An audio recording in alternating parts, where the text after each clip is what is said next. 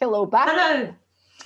Okay, as promised, the last part here is we want to discuss some open questions, and we actually have more open questions than we have time, and or than it is decent to discuss here. But yeah, we selected a few, and we just want to have a little bit of chat about them, and hopefully you are also interested in this, and you can contribute to your opinions as well to us in whichever form you want. By email, you can tweet at us, you can rant publicly by not mentioning our names. That's all fine. Regular measures for commenting. So the first question we have there is normative versus moral reasoning. Programming what a machine ought to do versus programming what a machine should be. Is there a difference in machine ethics? Is there something that works better for machine ethics than the other? Luis, do you wanna start here? Well, okay, I think there's kind of two things here. One is this idea of what a machine ought to do. I mean, because normative reasoning also takes in a whole load of things which are just about politeness. You should introduce yourself when you meet someone. And I don't believe that's an ethical choice, but I do think it's a normative choice. So there's one question, even when we're just talking about what a machine ought to do, not all those choices are, I would say, ethical. And then this one about what a machine should be, that sort of worries me, at least in respect to the current state of our technology. I mean, at the moment, these are still very much created artifacts. And though, yes, they do unexpected things, they don't do unexpected things in a sense that I feel is part of, I don't know, the essence of their being. I wouldn't want to say that yet any of these machines are of themselves moral agents. All right. And I mean, the basic term of what is a moral agent actually is pretty loaded. For people who are in moral philosophy, this means something completely different than the way we are using the term here. So we are using it with agency as in computational agent, the limits, within the limits that we currently have, as much as an agent can exist, as much as an artificial agent can be an agent. But it seems to me that what a machine should be, you are straying into philosophical moral agency there. Well, and there's also like what you want the machine to be and what the machine actually ends up being, which are not necessarily the same thing, because if you have something that acts in an open world and where you cannot predict what will happen, you by definition cannot predict how it will behave in this unknown environment either. There is no way you can predict that. But I mean, I'm still not sure I know what you mean by be in this context.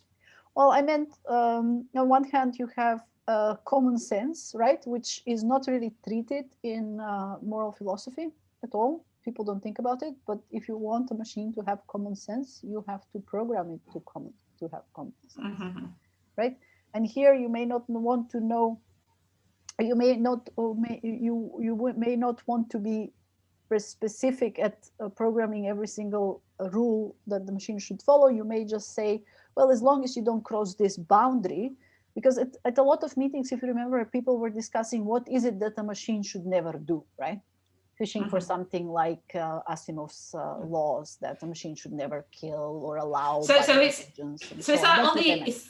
Is that on the ought side of your thing? It ought not do this thing. No, to me, it's on the B side, because it's like, I'm not interested. Ought is like, okay, do not move 30 degrees to the right if there is a person 30 degrees to the right of you. To me, that is the ought. Whereas the B is, you should not be a machine that ends a human's life. But maybe I'm confusing the concepts. Yeah, no, I'm still, well, I mean, we've got this bit about situational awareness. Hopefully we'll get to later. So maybe we should return to this distinction between, because I have some thoughts about that, but they relate to the situational awareness thing. So maybe.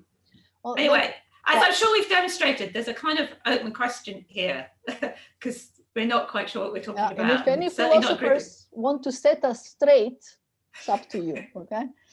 All right. Okay, what's the next one? The next one is moral philosophy for machine ethics. There is the temptation in machine ethics by for ethicists of machines, particularly in specific domains, to develop a new moral theory that will be used for reasoning. So you just develop a couple of values and use ordering over those values, guilty, and then you kind of apply that as we were using Russia's prima facie duties. It was a oh, yes, okay. And how should those theories then be evaluated? I mean, how do you know that this artificial creation that you have, that is a fragment of some theory, actually is a reasonable thing?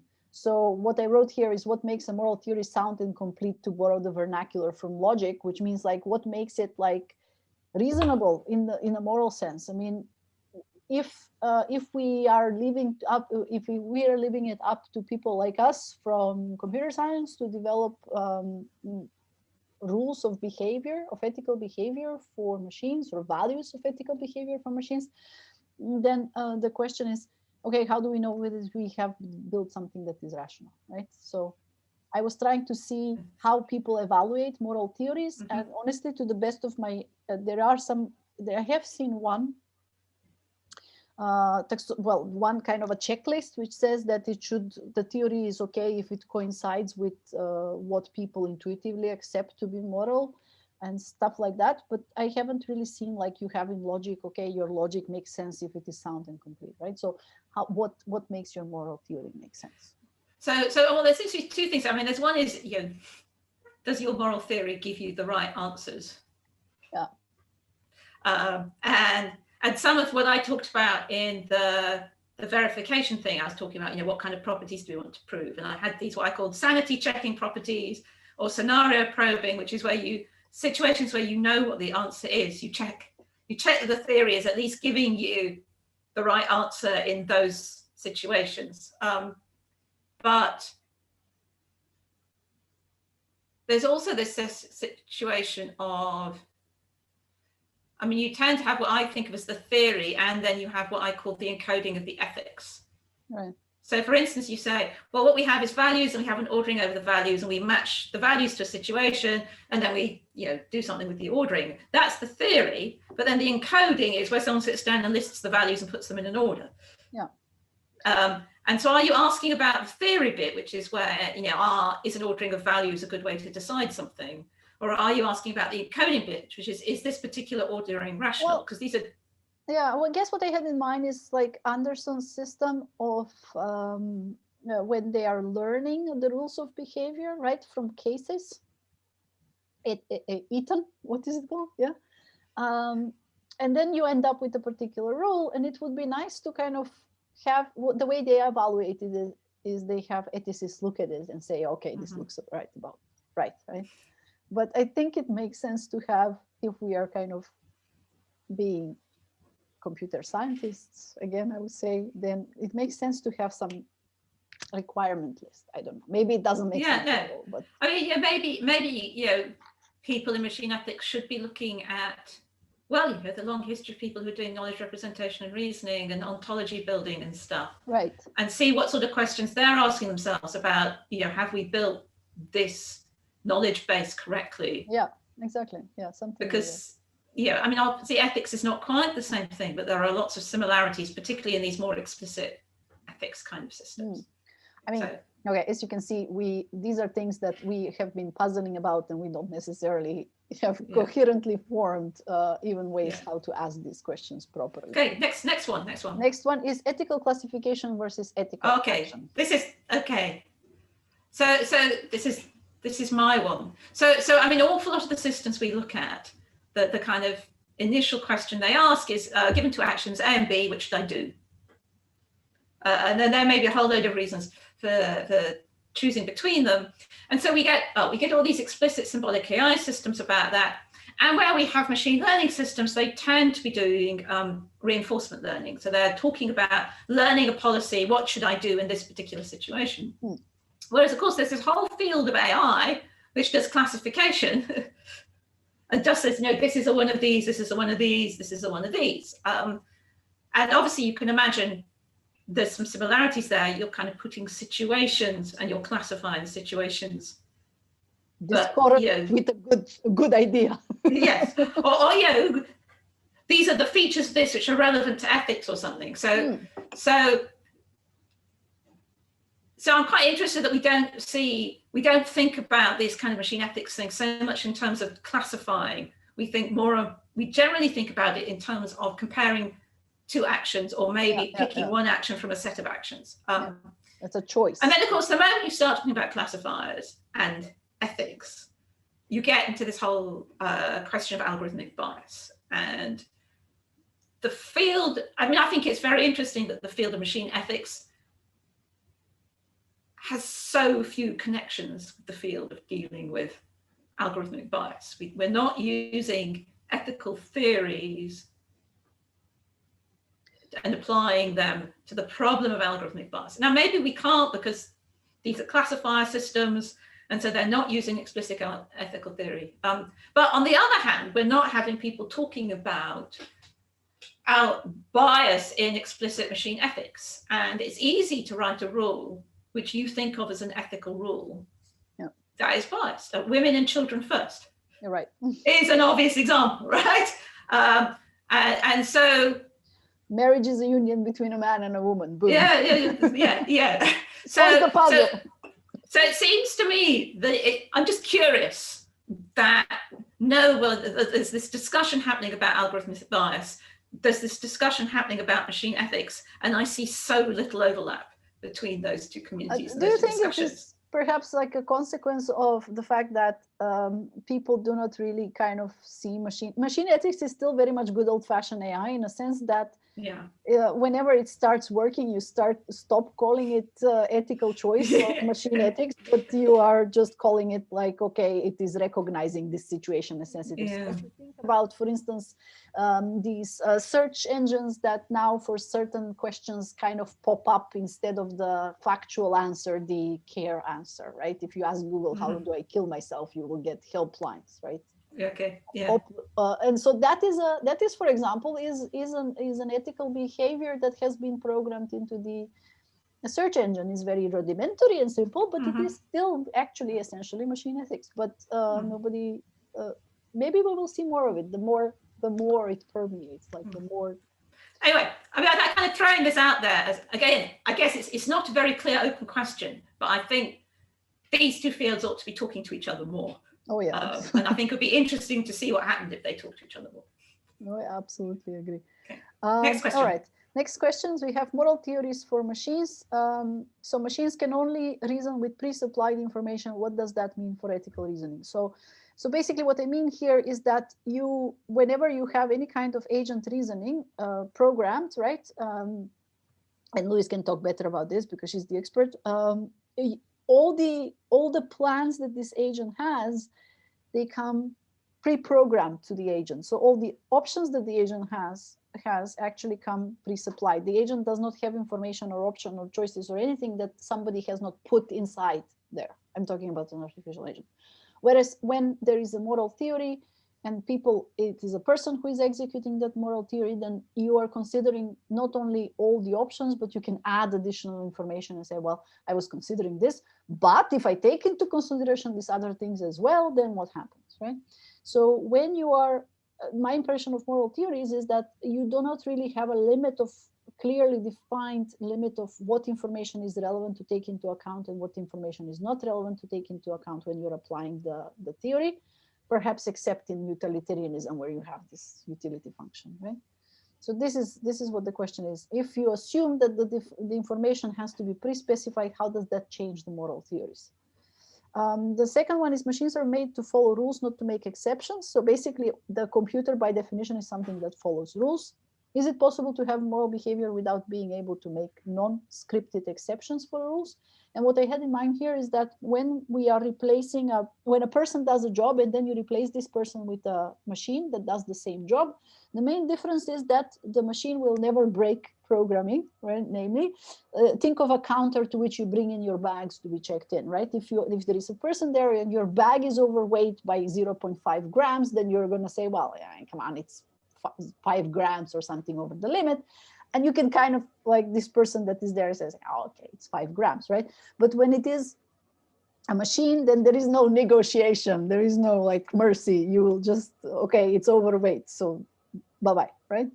So sometimes people that that do jobs, they do bend the rules if the situation asks for this, but machines cannot be able to do that. And maybe this is essential to being a good person. Okay, well, okay, there's a lot here. So part of it is just the standard debate about autonomy. You know, what do we mean by autonomous? You know, if we know how it's doing it and there's this prescriptive set of rules and it was all predetermined and there's no free will, can we say it's autonomous? And I don't have good answers there, except to say that I'm quite uncomfortable with a lot of answers which seem to boil down to it's autonomous or it's moral if we don't know how it's doing it. Oh, right. Yeah. If we don't know why, then it's autonomous. If we do know why, then it wasn't. And that seems to me like a bad answer, but that's where this chain of reasoning often seems to drive you. Is if we understand how it does it.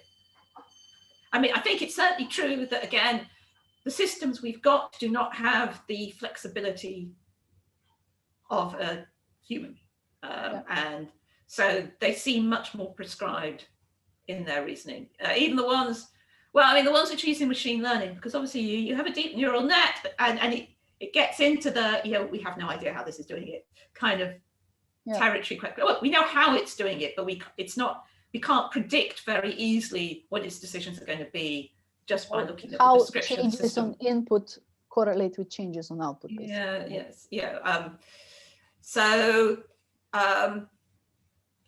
So I put this bit at the bottom here about intention, which I think gets into this a bit, in that I think some ethical theories, not all, not utilitarianism, for instance, do hinge on this.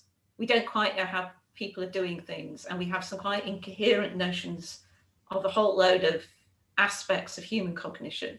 And I talked a bit in, we switched to the next one. Oh, sorry, that was a mistake. Yeah, it's the last video. So I talked about this a bit in the video I did on causality and intention.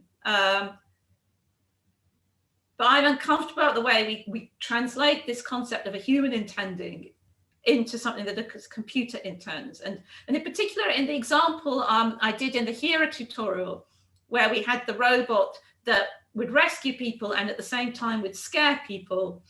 And we'd said, well, scaring them is not its intention. And so therefore it's okay, according to various ethical theories, because it doesn't intend to scare them, it's just intending to rescue them. But we had this whole reasoning framework. So the robot knows it is going to frighten that person when it scares them.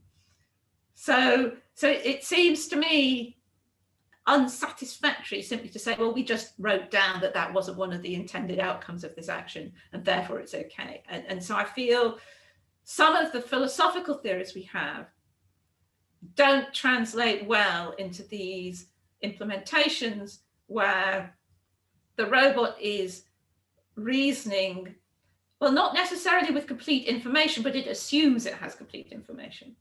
And therefore the idea that some of the things that it predicts are going to happen are not intended outcomes worries me as a way of trying to work with these theories, even though you can see in terms of humans what you're trying to get at here. So I think there's a question that some of these philosophical theories I don't think translate well into this very open sort of framework where you know exactly what's going on.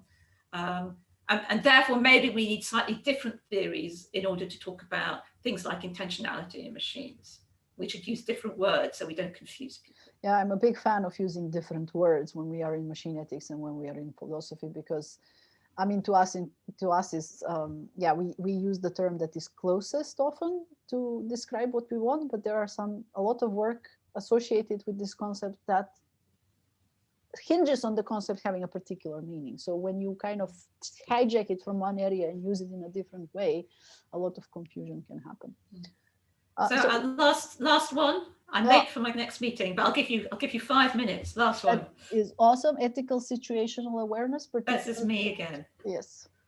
So it seems to me, it works differently for different ethical theories, but all of them have this sort of gap where information will come in from sensors about the situation that the system is in, which certainly in all these kind of symbolic AI-based theories get matched onto some kind of predictive model to work out what the consequences are going to be, or matched onto some kind of virtues. This is promoting dignity or demoting, I don't know, privacy. And there is a gap there in which I think a lot can happen. And then maybe this relates to some of the, I mean, this is one of the kind of, it relates to bits we've been talking about already, that I perceive a gap there in which, maybe black box classifiers are taking a role.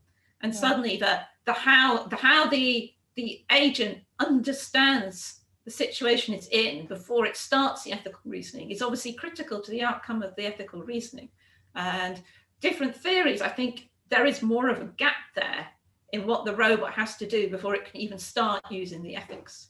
Do you think there is room here for something like a classifier saying this choice would harm you because I predict you will be harmed, using some kind of a classification, like this is a situation that in which we classify as people are harmed, right? And then you are harmed because my neural net says that you are harmed, therefore this is not an actual option. Well, I mean, obviously, lots of Alan Winfield's work, he uses a simulator to decide if things go on as they will people get harmed or not. But if you pick something like dignity, right, then I can imagine a classifier saying, I think as an outcome of this action, this person might feel that they've not been treated with respect and dignity, whereas as an outcome of this action, I think either they will or they won't think it's relevant.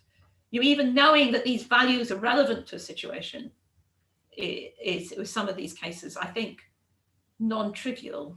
Well, as far as I know, machine ethics hasn't really advanced to this scene classification quite yet, to look at a particular scene and says, okay, this is the situation here. I think one can recognize elements of the scene, but not what the situation is. So for now, we have a lot of toy systems working in where the experimenter feeds in everything the system needs to know and then says, yes, it makes the right decision. But obviously, if you want a system out in a hospital deciding whether to call the doctor, whether to alert a member of the family that something's going on, whether to do what the patient has asked them to or not, then it has to be able to do some kind of evaluation of the situation it's in and the sort of concerns that might apply in that situation. Right. And it was back to this thing, when you said the ought, the ought is do not move 3 paces to the left, and the B should be do not harm people. Well, that's fitting exactly into this gap. If you can program your ethics at the level of, do not move 3 spaces to the left, do not move, then you don't have to worry about this gap. But if you're trying to program your ethics at the level of, you ought not do anything that harms people, then you have to worry about this situational awareness gap. Well, I think situational awareness is like a very important and unbroken problem in AI, and I'm not sure how much progress we can do. Lots of these problems are also AI problems. Yeah, of course. I mean, but for me, that is why I like machine ethics. It's basically kind of puts your face into these very hard AI problems that you cannot skirt, because I think a lot of AI has been about skirting these very hard things that we can't just do, and we're doing a little bit of easy things. All right, so I will skip. We have more problems here than we have lots of problems to cover, but I will kind of also I'm not so sure how interesting this is. I mean, we are having fun, but we're having a great time here. But, I will put an end to it here, and I would like to thank you if you have been following the tutorial for your attention. Attention is a resource that is limited, and if you have given some of it to this, thank you very much. Feel free to email us with questions or comments or. Yeah, as we said, and your time zone. Because if you have a lot of questions or people who say they'd like to have a chat with us, we will try and figure out a time when most people can meet with us and it's not the middle of the night for us. Yeah, exactly. We'd love to chat to you. Yes, awesome. So thanks, and I hope that in the next year we will have real conferences and real tutorials, and then we can not really meet real people. Meet real people, and we don't need to do this again. Okay. Yes. Thank you very much. Bye. Okay. Goodbye.